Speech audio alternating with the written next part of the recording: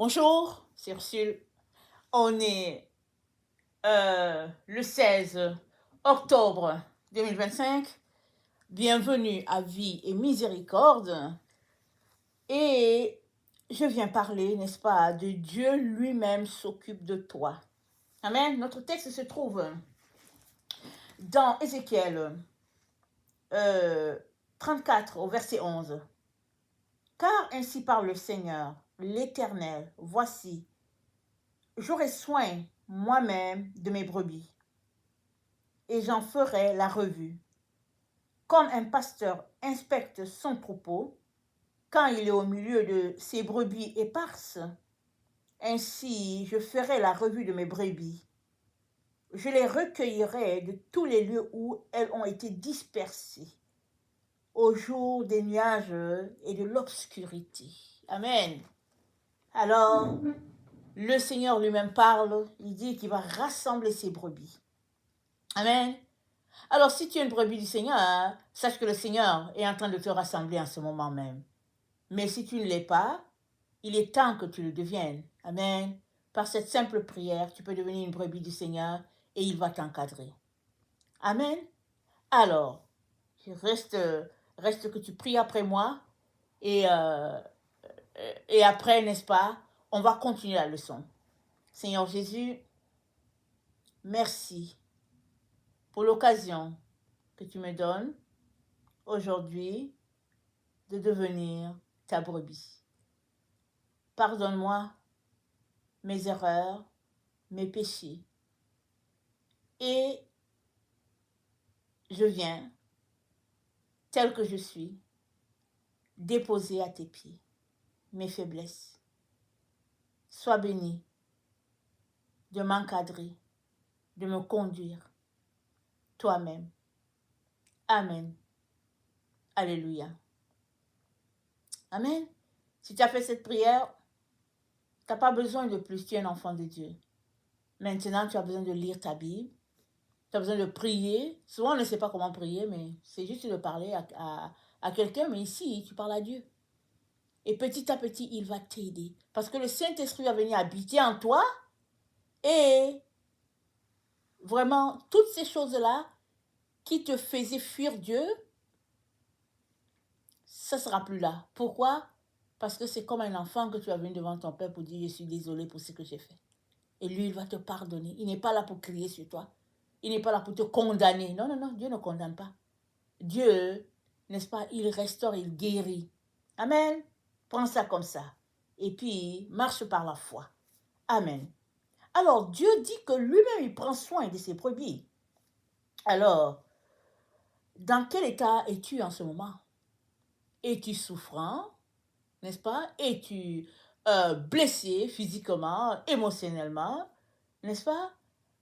Es-tu affamé, découragé? Je ne sais pas. Dans quel état tu es? Amen. Dieu dit qu'il prend soin de toi. Amen. Tu as de la valeur pour lui. Tu as de l'importance pour lui. Voilà pourquoi, en ce jour, il te dit, viens dans les bras de ton Père. C'est ça qu'il te dit. Souvent, hein, on reste loin de Dieu parce qu'on pense qu'il va nous gronder. Ou bien on pense qu'il est comme ces leaders religieux là qui crient juste sur les enfants de Dieu. Ou bien on pense que dès qu'on va venir, il va prendre une équerre pour dire confesse-toi, confesse ton péché. Ou bien on se dit que quand on va venir, il va venir, n'est-ce pas, nous exposer que tel jour tu as fait ci, tel jour tu as fait cela. Non, non, non, Dieu n'est pas comme ça. Amen, Dieu n'est pas comme ça. Tout ce que Dieu aimerait, c'est que ta relation avec lui soit restaurée.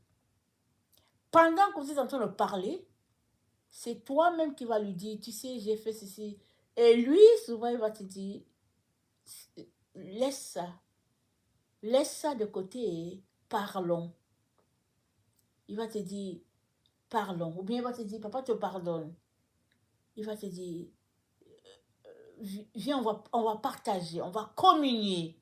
C'est ça la chose la plus importante. Parce que Dieu connaît tes faiblesses. Il sait quand tu veux ouvrir la bouche, n'est-ce pas, et dire quelque chose et que tu n'arrives pas. Il sait tout. Et même, Toutes les fautes que tu as faites, il les a tous vues, il les connaît tous. Même tout cela que tu ne veux pas que quelqu'un sache, Dieu sait.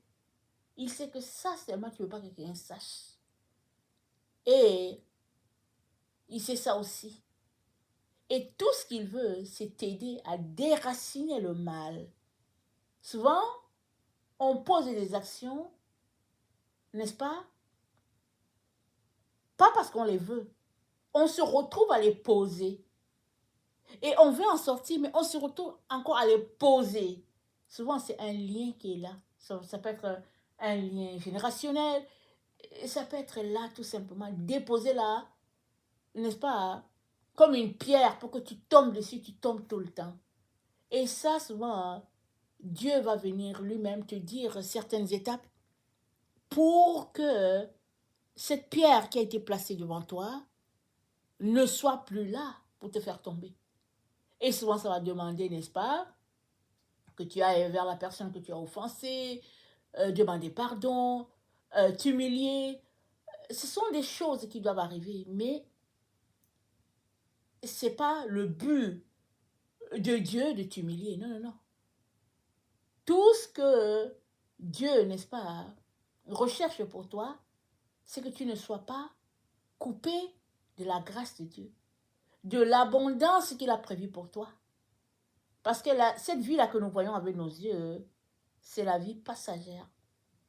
C'est la vie superficielle. Et il y a beaucoup de gens qui accordent d'importance à ça. Ils passent toute leur journée à poser des actions pour cette vie-là. Ils courent après l'argent, après l'or, après les plaisirs de la terre. Mais cette vie-là, elle est passagère. La vraie vie, c'est celle-là que tes yeux ne voient pas. Celle-là qui est de l'autre côté. Celle-là pour laquelle Jésus-Christ est mort pour toi. C'est ça la vraie vie. Et cette vraie vie-là, Dieu aimerait que tu la possèdes. Parce qu'elle est éternelle. Amen. Elle est éternelle, elle ne s'estompera jamais. Alors si, de ton vivant, tu n'as pas réussi ta vie, c'est pas grave. Le plus important, hein, c'est de réussir l'autre vie. Parce que l'autre vie, tu as toute l'éternité pour la vivre. Alors que celle-ci, là, tu as juste un laps de temps. Ça peut être 70 ans, ça peut être 100 ans, et puis bon, j'ai entendu même qu'il y a des gens qui ont 120 20 ans sur la terre. Ça peut être ça. Mais après ces années-là, où passeras-tu l'éternité? Si tu t'es réconcilié avec Dieu, tu passeras l'éternité avec lui. Et toutes ces choses-là que tu n'as pas pu faire, tu vas les faire. Mais si tu ne t'es pas réconcilié avec Dieu de ton vivant sur la terre, une fois que tu meurs, tu es séparé de lui. Dieu ne veut pas cela. Voilà pourquoi il te dit, quel est ton problème? Dieu va prendre soin de toi. Il veut te guérir. Il veut aller en profondeur, restaurer ce qui a été détruit. Et il veut tout simplement que tu connaisses la joie de vivre, le bonheur. Amen. Parce que le bonheur, ce n'est pas le fait d'avoir de l'argent. Ce n'est pas le fait d'avoir un nom dans la société. Ce n'est pas le fait de venir d'une famille connue. Ce n'est pas le fait d'être intelligent à l'école. Ce n'est pas ça le bonheur. Ça aussi, ça passe. Quand bien même on serait une personne populaire, ça passe. La gloire passe. La seule chose qui ne passera pas, n'est-ce pas, c'est la vie. Et Jésus, c'est lui cette vie. Souvent, il nous a été peut-être présenté comme le petit Jésus au berceau. Il nous a été peut-être présenté comme un malfaiteur, comme dans certaines religions. Peu importe la manière dont il vous a été présenté. Mais le vrai Jésus, c'est lui le sauveur du monde. Personne ne peut passer d'ici à l'autre monde sans avoir Jésus dans sa vie. C'est ça le vrai Jésus. Et lui, il veut t'aimer. Lui, il veut t'encadrer, être ton berger. Lui, il veut te guérir, te restaurer. Lui, il veut causer avec toi. Il veut s'asseoir, écouter tes problèmes, Lui, il veut, n'est-ce pas, comme on dit, jaser avec toi. Toi, tu lui parles, et puis lui, il te parle, et puis il veut te prendre dans ses bras. Il veut te dire combien il t'aime. Peut-être que personne ne t'a jamais dit qu'il t'aimait. Peut-être que tout ce qu'on dit de toi, c'est qu'on te rabaisse seulement. Peut-être que tout ce qu'on dit de toi, on parle mal de toi. Peut-être que c'est ça. Peut-être que tu vis injustice sur injustice. Qu'est-ce qu'on en sait? Mais le vrai Jésus, lui, il est juste là pour t'aimer. Et parce que tu marches avec lui, les attributs de Jésus vont venir sur toi. De telle sorte que, en marchant avec lui, tu vas devenir comme lui. Tu vas finir par être doux comme lui.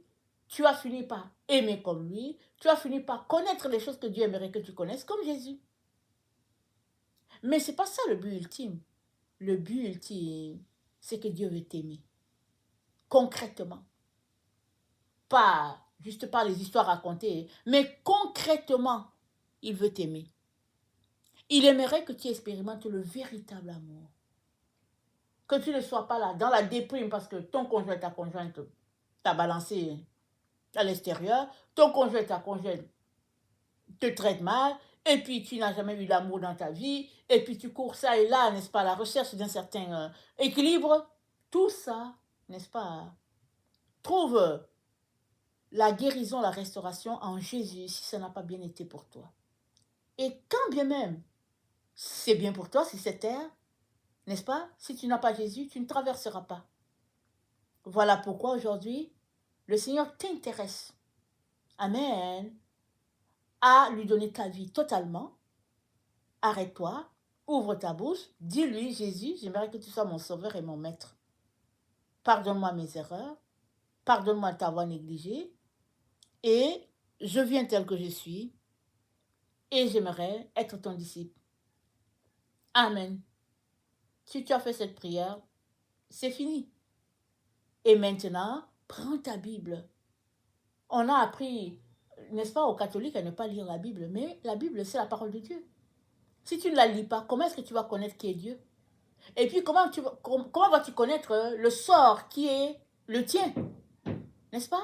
Dans la Bible, non seulement tu as une relation avec Dieu, mais dans la Bible, en la lisant, tu découvres qu'il y a des choses que tu fais qui ne sont pas correctes. Alors que tu la lis, Dieu va ouvrir tes yeux et puis tu vas te rapprocher de lui. C'est ça que Dieu veut pour toi, aujourd'hui.